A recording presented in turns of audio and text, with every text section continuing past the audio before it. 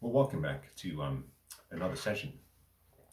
I hope you're well, and as always, I'm delighted to be with you. Uh, I'm going to be speaking about um, a topic that is intrinsically connected to a conversation I had in the session I did yesterday. I 2 sessions prior to today's, I began a conversation directed to men. The conversation had a theme. Uh, the theme came with topics. The theme, generally speaking, was directed towards men about the importance of growing up. The first topic was boys to men. Now, yesterday, I expanded on that first topic in a second session. Today, I'm going to try to bring together a third session that incorporates the role that parents play in restricting their children from developing into their fullest and their best potential. So, I thought about how I should present today's, and I think, whilst it's a third in the series for men about maturing to manhood, I think today's session, though directed towards younger men, is also directed towards parents. To extract what is needed from today's session, young men have to invert what I share. Use the process of inversion. If you invert what I share, you understand my message to you. But let me speak to something that I think is at the heart of relationships, generally speaking. Relationships between parents and their children, but more importantly, the relationships that the children will have going forward. If you've listened to some of the things I have shared over the years, I have talked often about the life cycle that we go through. There is something called the life cycle of business. There's also the life cycle of the individual. As you transition from parents, or rather from a child to being a parent, intrinsically connected is your child and the parent going through different life cycles. Young men and young boys fail in life primarily and firstly because their parents failed them and failed in their responsibilities as fathers and as mothers. Now stay with me here, because this is not a criticism about parenting. Yesterday I was having a conversation with someone and something came to mind. There were two ideas. Firstly, the person said, well, our parents gave us or give us the best they have.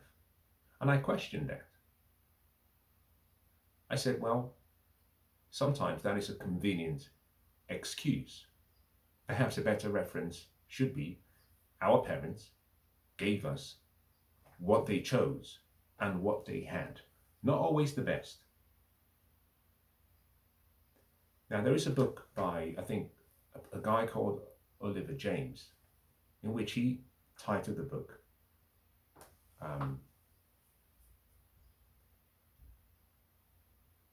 I think it's called How They F Us Up. Let me see if I can find the title right. Oliver James, They F You Up. Subtitle, How to Survive Family Life. Fascinating book. Interesting view. Now, I remember growing up and hearing and also reading the book Everything I Know About Life I Learned in Kindergarten. Similarly, if your parents are responsible or your guardians were responsible for what is in your installation system prior to your age of reason, then in many ways they programmed you for success or they programmed you for failure. In addition to that, like I said in the session I did yesterday, you choose whether you keep in that pathway of success or whether you keep in that pathway of failure by choice, by your free will. In any case, think about this scenario. A child is born and we go through life cycles. I did, you have, you will. At different age groups, for example, you go through initially inception if you are a business, or birth if you are a human being, high growth. If you're a business, high growth. Then you slow into your growth phase. Then you move into maturity or a mature, stable, mature, and then you start to decline. A parent, therefore, as I use the example of the wildebeest, knowing how to ensure the child, the offspring, is able to survive, survival first. And therefore, the decisions the parent makes is critical at the early stage, but also throughout the life cycle. Now, let me make it more tangible so you can understand how that relationship should work. From about 0, 1 month, all the way up to pre-high school, you as a boy, a girl, you are still generally quite young. Your intellectual faculties are not there. You cannot survive in the world alone, and therefore you need people. Therefore, what you want from a parent and the responsibilities of a parent is to be available, is to be around. I talk about the responsibilities of fatherhood, and I use 4 P's: provision, protection, presence, and the priestly duties. A father or a parent or a mother has to be around. What a child is looking for is that comfort of knowing that dad is around, mom is around. Number 2, the child is looking for attention. Think about our planetary system. Our planetary system rotates around the sun. A young child feels and should feel like the sun, where parents, loved ones, rotate around them. At a younger age, the younger the child is, the less provision the child needs, primarily because the child can live off the mother's breasts for 3 years. So we overemphasize certain things about provision. At the younger the child is, the lower the need for provision. Therefore, protection, presence, and the priestly duties are more important to the child than provision.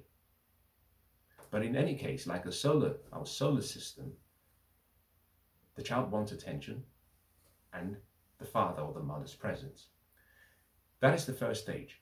Now, as the child transitions beyond that early stage and moves into high school or moves towards college, suddenly you're moving from being a young man, young boy, young girl, and you're moving towards your teens. There's a subtle shift that is necessary. Rather than just be around and providing attention, but also more importantly, rather than just being priestly in your affairs and providing structure and guidance, parents, once their children get to high school and they're moving towards college, the role of a father is to be a good role model. The only function that parents have, mothers and fathers, is to be good role models. That's it. The reason primarily is because the way young boys learn, particularly, is by observation. But young girls also learn by observation. Most kids do not hear what you say. They observe what you do. So, by your deeds, you teach. By your actions, you lead. And they choose a path similar to yours because they walk in the same, almost in the same manner, using, you might say, the marks you leave on the sand. If you were walking first thing in the morning on a sandy beach, and you leave this pathway, The kids are following exactly how you walk. Your role as a parent is to be a good role model. First part, available, attention, the 3 P's. Now, inherent in all of that is love, but is one ingredient. You're providing a pathway of discipline and delayed gratification and structure and rough and tumble play, things to encourage the child to understand that dad and mom are around. As the child starts to grow and transition and starts to develop the ability to think independently, your role as a parent is simply to be a good role model. Now, this brings me to perhaps an important statement I should make. Most parents fail, or rather, most parents fall short of being the role models that their children need to be able to survive and navigate the world that they will face. And that role model requires an ability to play different roles. It's not a singular role. A loving father who you always saw in the kitchen next to mum, holding her hands or supporting her in the kitchen, whilst necessary, is not the right formula. It's not necessarily incorrect, it's simply incomplete. Now, I can take out the vowel E from your vocabulary if you speak English, and you will lose almost 5,000 words. Now, the average person has a command of about 5,500 words.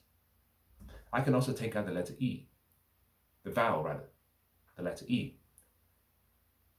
or the vowel E from your vocabulary if you speak English, and you will lose about 5,000 words. I can take out the letter U from your vocabulary, and you will lose about 3,500 words. I can take out the letter I from your vocabulary, and you will lose at least 2/3 of the words that you possess. One vowel, one letter, changes your ability to communicate and express yourself. Love and a father's presence at home is necessary, but it's not the entire, it doesn't cover all of the ingredients a child needs. Now let's go back to the life cycle, because I think this is important. As a child transitions, you've gone from high school to college, and sometimes post-college. I talk about what I call tenants for men, 18 to 22, college. So by 23, you have finished college. In the session I did yesterday, I explained that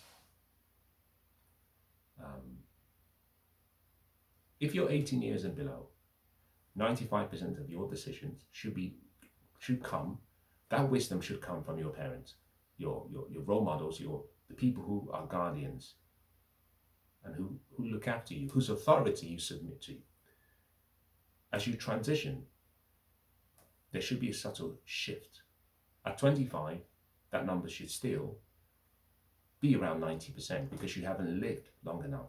25, you're simply 2-3 years post-college.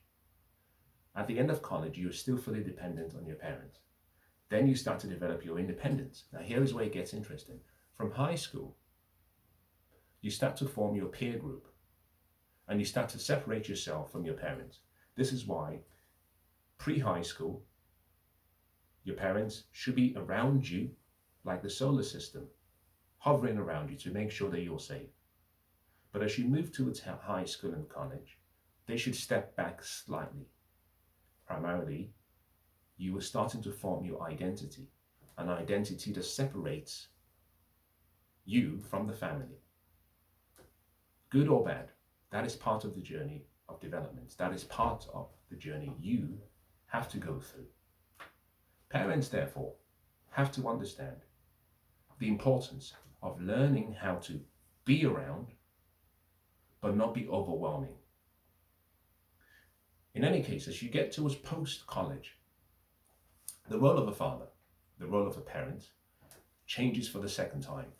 The first, available, attention, solar system, going around you, hovering around you.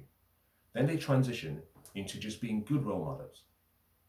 Now, As you transition from your life stage, and although they move from the solar system approach, they don't disappear, they simply move up so that the concentration of energy is reduced on you.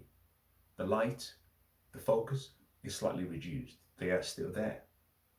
They take another role, which is the role model role, so that they become an avatar.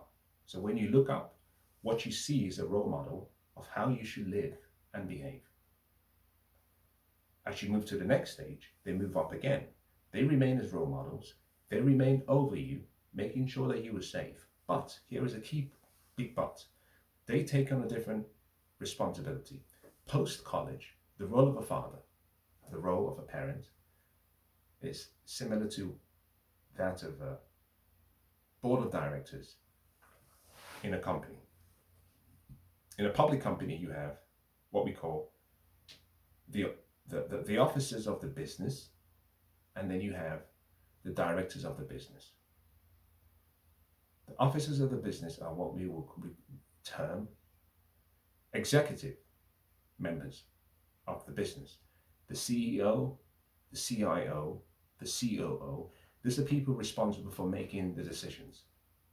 But they report to, or they have working with them, a separate team, board of directors, who look after the shareholders and whose responsibility is to advise, to guide, to be around so that the board, the officers can liaise with should they need guidance. Now, parents play a similar role. Post-college, 24, 25, 26, 27, 28, 29, the role of a father is to be an advisor, not a director. Well, what we tend to find in the West, especially in the West, is fathers who have failed to understand their responsibilities, and they continue to direct the steps of their children, of their sons, of their daughters, as though they are the ones living or leading that life.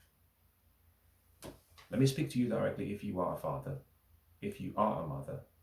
Let me speak to you if you intend to become a father or a mother. You have to understand the functions you play as the child transitions from one stage to another. Now, post 30 years, the child has gone through 3 stages. The 4th is post 30. You started with attention and your presence and hovering around the child. You moved up, you took on a different role models. You still retain that overseeing role. As they moved to the next stage, you became an advisor, someone who would advise, someone who they could consult with. You maintain 3 roles, but with each stage, you lose the intensity of the first. Now, post 30 years, a father and a mother, or parents, guardians, have to make an important decision, which is to say, at 30, they are certainly not 18.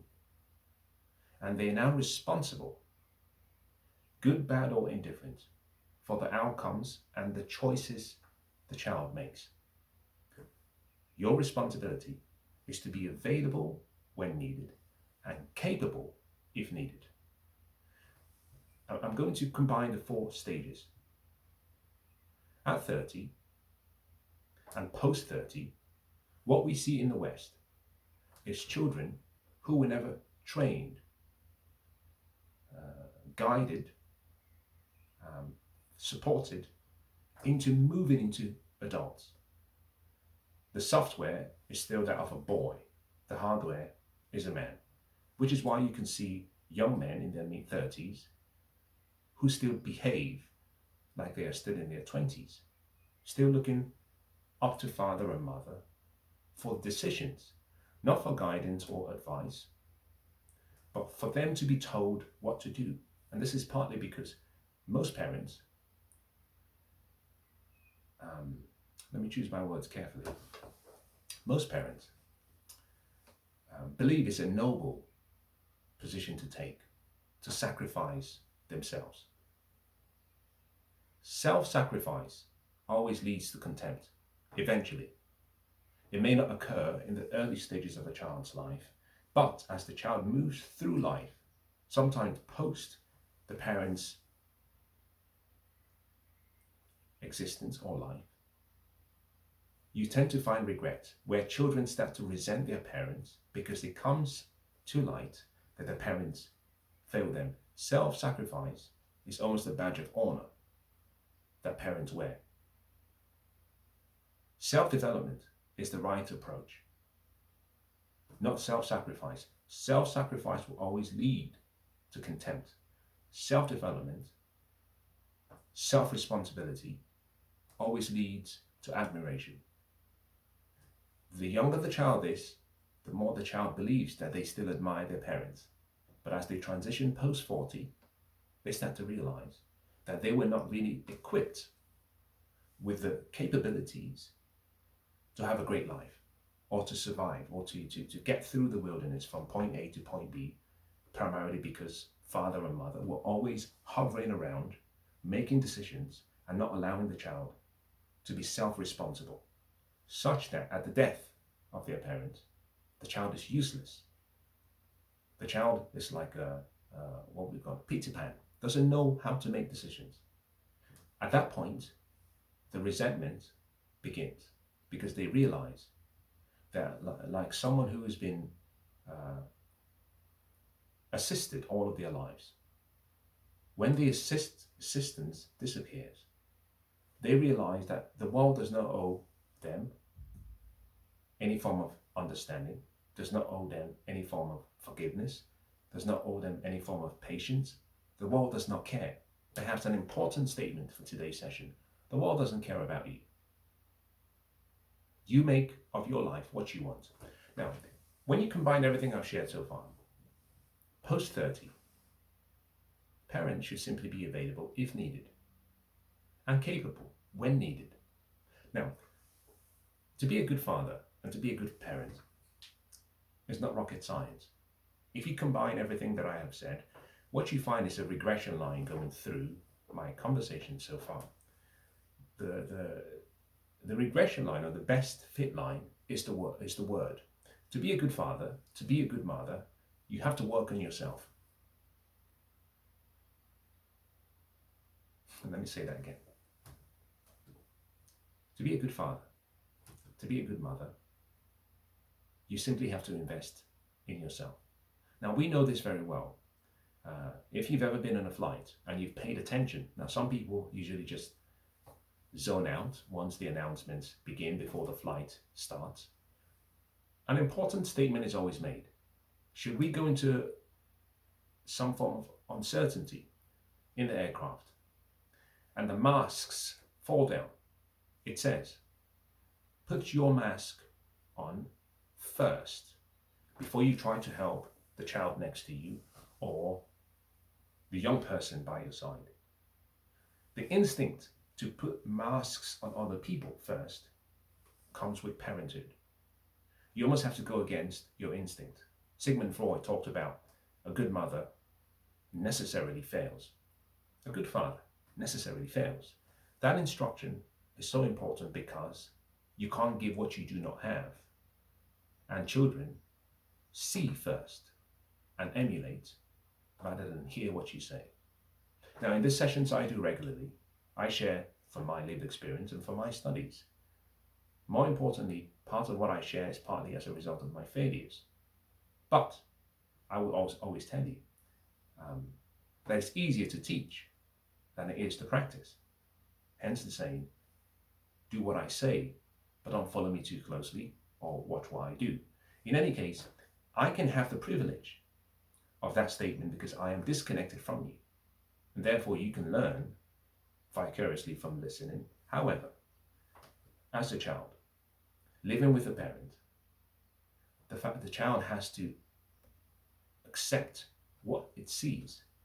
And if there is a lack of congruency between what the father says or the mother says and how they live, the child always defers back to what they see.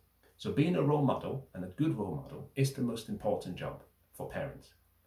Work harder on yourself as a father than you do in being a teacher. Work harder on yourself than you do even on your job. work harder on yourself, because that's all you can give. A wise man once said, Jim Rohn once said, I'll take care of me for you. Now, please, can you take care of yourself for me? The mistake parents make is they think that it's their responsibility throughout the life cycle of a child, a son, a daughter, to make all the decisions to make sure that that child has a happy life. By doing so, you rob the child of the ability to be self-sufficient, self-responsible, self-assured. You rob the child of the opportunity to become who they can be, to reach their potential. One of the reasons why parents find it easier to be hovering around their children rather than working on themselves is because it's not easy. It's hard. I'll tell you something. Poker once said, we have seen the enemy and they are us. The enemy is the person who stares back at you in the mirror. And what we've seen since the turn of the century changes psychologically, from a sociological perspective, that we always think the enemy is without. Young men these days believe they can change the environment. We want to save the climate. We want to save the planet. Very grand gestures, completely filled with ignorance, based on ideology. Two qualities, arrogance, ignorance, fueled by a useless ideology. These are the same people who wake up every morning and cannot clean their bedroom. Same people who wake up every morning will not wash their plates. Same people who wake up every morning and will not have a shower. Yet, they believe they can save the planet and 8 billion people in the world. Very grandiose views. Why? They were never taught the importance of focusing on self and working hard on self. It's much easier to look without than to look within. Parents fail because it is hard. Now, this is partly why in the session I did yesterday, I talked about how men, chronologically men, are frozen in a boyhood emotional state. Part of that reason is because of their parents. One, you have what I call helicopter parents. They just keep hovering like helicopters. An aeroplane flies from point A to point B. A helicopter can just stay in that same location and continue to hover. They give you just enough to help you go from A to B, but they don't equip you with the knowledge to go from A to Z, so that when you get to B, you run back to dad and mom and ask for directions for C. Then they give it to you. Then you get to C, and you come back and ask, how do I get to D? In many ways, what you have, and this is perhaps not a very flattering statement to make, almost a narcissistic. I talk about this reverse meism. It's all about how the parents feel, nothing about what's best for the child. Parents have this inherent, especially if they do not condition themselves, this inherent, innate emotional state, which has to be fueled, which has to be fed. And that is fueled and fed because usually at the early stages, they make sacrifices. Fathers choose jobs that they would normally not want to do, give up their best hobbies or their areas where they have a passion for, because they have to bring home the bacon, provision. So you see fathers leaving what they normally have done all their lives, letting go of hobbies and interest, because now they have to be responsible. Mothers give up their careers to nurture and raise the children. So what you find is for many years, at the early stages of a child's life, they devote all of their time and attention to the child. So in many, sadly in a sad way, it's almost as though there's an expectation of repayment. And that repayment comes based on how the parent feels and based on how the child behaves, and if that decision the child makes is consistent with what the parent wants. It's not about what the child wants. damn what you want. You have to do what mom and dad say. You have to follow our directions. You are an adult, but you're not wise enough. And if you deviate from what we say, we don't feel happy. You've broken our hearts. We have no peace. So you have children who run around society trying to meet their parents' expectations. Now let me deviate. Let me segue. One of the films that I have seen over the past decade that I really, really loved was the movie Inception. There is so much to take from that. My first book, the cover page, the book was called The Best Chance. The cover page had a symbol. That symbol was inspired by a concept used in that movie as well. Not inspired by the movie, but inspired by a concept used in that movie as well. It was a spinning symbol. The movie Inception, the last part of the movie, perhaps for me, was the most touching. Here you have a young man and his father. And the son goes through life thinking that his father was never happy with him, believing that the father did not like him, believing that he was never good enough for the father. And on the father's dying bed, in his last words, very sad, he says, "I was disappointed." The son tried to finish the father's statement saying, "You were disappointed in me." And the father said, "No, I was disappointed that you were trying to be like me rather than be your own man." Very moving. Reminds me so much of life. Now, in this particular session I'm talking about the opposite, where fathers and mothers are disappointed in their children because their children have not behaved as they wished that they would behave. An awful thing to do. No consideration for what the child wants, no consideration for what's best for the child, no consideration for what the child's interests are.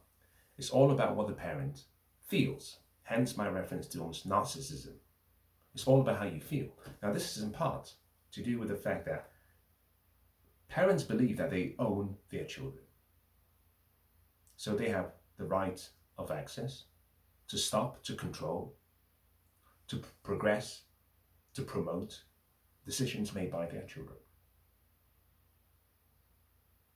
Parents feel that they own their children. Now you see this in how parents talk about their children. Oh, my daughter has just got a scholarship to Harvard Business School, to Oxford, to Cambridge. As they go about with their peers, all parents do is gloat and boast about the accomplishments of their children. What is fascinating is all the positive stories they wish to share.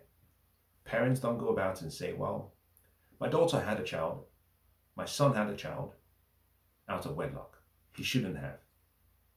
My son, unfortunately, committed a crime and he was sent to prison. They don't share that. They don't talk about the mistakes their children make.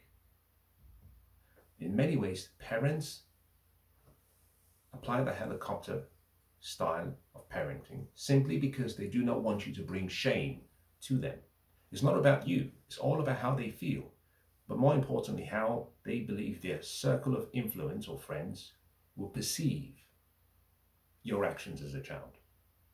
Now, I talked in 2 sessions ago, I talk about how you can come from a wise father and be a really terrible son. I use the example of David and Absalom. But I also say you can come from a father who perhaps is not as wise. Saul, but have a great son, Jonathan, who was so kind and loving and best friends with David, and was willing to step aside despite being the heir, because he realized that David was the ordained king to be. Parents, as a result of how they feel, without realizing will self-sabotage their children by not pushing them away early to enable them to develop as self-supporting, self-sustaining, disciplined individuals. The need for gratification from their peer group, the need for gratification from society is so strong. In many ways, you can see, a child wins an award, and the first thing they say is, "I'd like to thank my parents." And there the parents are, and they suck it all in, they soak it all in. Same child commits a crime, is being sent to the jail. If that parent were to say, "Well, I'd like to thank my parents also," I'm sure the parents would say, "No, keep that to yourself." In other words, selective choices being made with regards to the outcomes the child goes through. Now, let me bring today's session to a close by ending as follows. If you invert everything I have shared so far, if you are a young man or young woman, I hope you understand that what that simply means is that to judge your parents, you go begin with the end in mind, from where you are, and work backwards. But more importantly, in order to move from boyhood or girlhood to womanhood or manhood, you almost have to push away from the covering of your parents. First question, are they hovering too strongly? Are they good role models? Have they been working on themselves? Has it been easier for them to advise and make decisions for you rather than be available and being capable? Have they acted like board members, just giving you advice when you need it and when you've asked for it? Or has it been too intense? I will say this to you as a young man and as a young woman. Life is about choices. The choices we make will come with costs, constraints, and consequences. In life, there are no solutions. The advice your father gives you or your mother gives you, it's not a solution, it's a trade-off. Choices and trade-offs go together. The life you have today, you are trading. Whatever decision you make, you are trading your life for that decision. Whatever goal you have, you are trading a part of your life for that goal. The most important question I will ask you is as follows. Is that North Star that you have, is that really yours? Or has it been decided by other people? It might be easy for you to lean on the guidance of your parents because it's easier and it takes away responsibility from you, and it's easier not to work on yourself. But here is a key question in closing. Life is also about risks. And if you're not willing to take a risk, unfortunately, the possibility of growth is limited. If you cannot take a risk and will not take a risk, you cannot grow. If you refuse to grow, you limit your potentiality, and therefore you cannot become your best self. If you fall short of becoming your best self, I've said in previous sessions, the life on earth will be to meet the person that you could have been. But if you fail to become your best self, you cannot be fulfilled. Will never be fulfilled in life. And if you lack fulfillment for a long enough time, you will not be happy. If happiness escapes you, you will find yourself depressed. All of that could have changed if you are willing to say, this is my life, and there are a few things I cannot do. I cannot give my parents peace, because peace is theirs. It's for them to claim or take. I cannot make my parents happy, because happiness comes from within.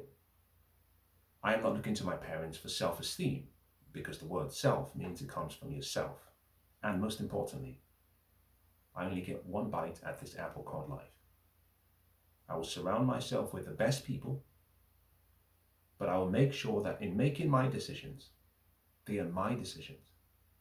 They may be the wrong decisions in hindsight, but I will consult with people who I believe have my best interest at heart. I will take via feedback. If they are not available to advise, I will find other people who can be available and capable when I need them. I will combine whatever advice I get with the availability of good role models around me, and I will make the best decision that I can. As a young man and as a young woman, you have to learn how to fail early and fail fast.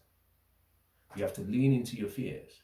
You commit to the world of uncertainty and you lean into your fears, but you start early. By failing early, the opportunity for constant and continuous, never-ending growth and improvement abounds. You fail small, you fail fast, you fail early, you have the opportunity to correct yourself. Failure plus introspection always leads to progress. Failure plus introspection always leads to progress. If you've never failed because you've never learned how to make good decisions and never learned how to think for yourself, someday you will fail. When that occurs, maybe Mama's spirit may not be around and Papa's spirit may not be around. You might find a failure to be too much of a burden for you to carry. And this is where we see young men and young women doing something silly as committing suicide. And let me leave you with some statistics so you can see, especially let me speak to boys particularly, so you can understand why this is important to me and why I feel passionate about this conversation. Prior to age 9, boys and girls commit suicide at a similar rate in the West. From 10 to 14 years, boys commit suicide at a rate of 200% more than girls. From 15 until 19, boys commit suicide at a 400% higher rate than girls. From 20 to 25, boys commit suicide at a 700% higher rate than girls. From 26 and above, that number goes to 10x, 1,000% higher. As men, we can't afford to fail. Women, I hate to say this, and I'll say anyway, the burden of performance, the burden on masculinity far exceeds that on femininity or women. The burden of performance is so high that men, we don't have the luxury of being chosen at the end of the finish line and being provided for. We cannot afford to fail. We should refuse the possibility of failure by taking responsibility very early for our lives. Recognizing that choices come with responsibility, and to him who has been given much, much is always expected. You can start today if you are a young man, and even if you are a father, and start making corrections that will ensure that you, the young man, have a great life in the future, and you, the father, provide the necessary support system to ensure your son, your daughter, your loved ones, and people you have authority over have the best chance of surviving during your lifetime and post your lifetime. Now, I hope that's been useful.